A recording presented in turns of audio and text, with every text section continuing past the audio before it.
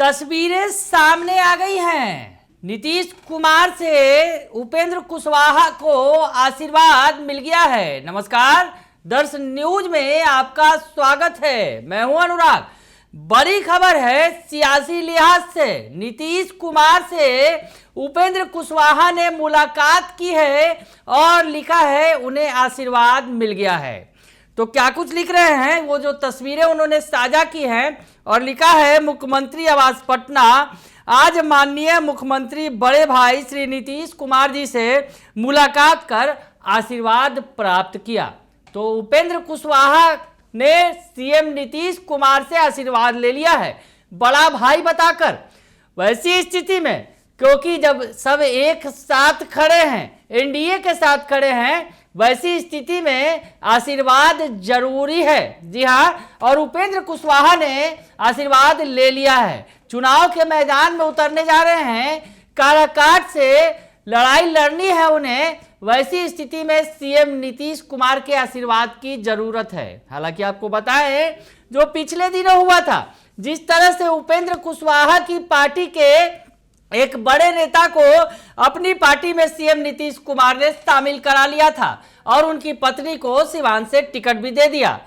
तो ये बात जब सामने आई थी, दरअसल प्रदेश अध्यक्ष को शामिल करवाया था। राष्ट्रीय लोकतांत्रिक मोर्चा जो है, उपेंद्र कुशवाहा की जो पार्टी है, उसके प्रदेश अध्यक्ष को अपनी पार्टी में शामिल करवा लिया था और रमेश सिंह कुशवाहा की पत्नी को टिकट थमा दिया था सिवान का। तो सिवान से उन्हें टिकट मिल चुका है, उनकी पत्नी जो है।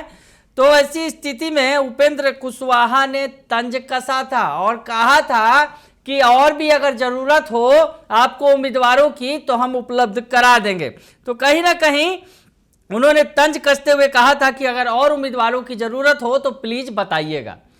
तो ऐसी स्थिति में उपेंद्र कुशवाहा और नीतीश कुमार के रिश्ते कुछ तल्ख दिख रहे थे और लग रहा था क्या भले ही दोनों एक गठबंधन में हैं, लेकिन दोनों के दिल मिले हैं क्या।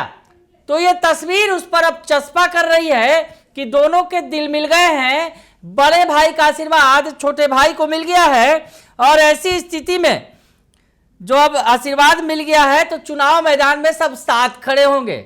एक बात और भी खड़ी हो रही है कि जिस तरह से चिराग पासवान भी पिछले दिनों सीएम नीतीश कुमार पर हमलावर रहे हैं, वैसी स्थिति में उन्हें आशीर्वाद मिला क्या, ये भी बड़ा सवाल है। क्योंकि जो एनडीए के दल हैं, सीएम नीतीश कुमार के आशीर्वाद के बिना शायद संभवतः जीत हासिल ना हो।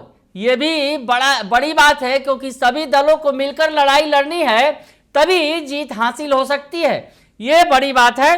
तो ऐसी स्थिति में जो कुशवाहा ने जिस तरह से पिछले दिनों रमेश कुशवाहा जो जीरादेई के पूर्व विधायक रहे हैं, उनके जेडीयू में शामिल होने पर और उनकी पत्नी जो है विजय लक्ष्मी कुशवाहा, उन्हें सिवान से टिकट दिए जाने पर तंज कसा था और कहा था कि अगर आपको जरूरत है और भी उम्मीदवारों की तो हम उपलब्ध करा देंगे।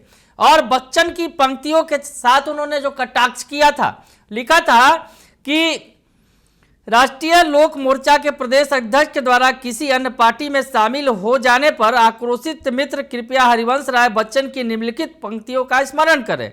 जो बीत गई सो बात गई, मधुबन की छाती को देखो, सूखी कितनी इसकी कलियां मुरझाई, कितनी वल्लरियां जो मुरझाई, फिर कहाँ खिली पर बोलो, सूखे फूलों पर मधुबन कब शोर मचाता है, जो बीत गई सो बात गई।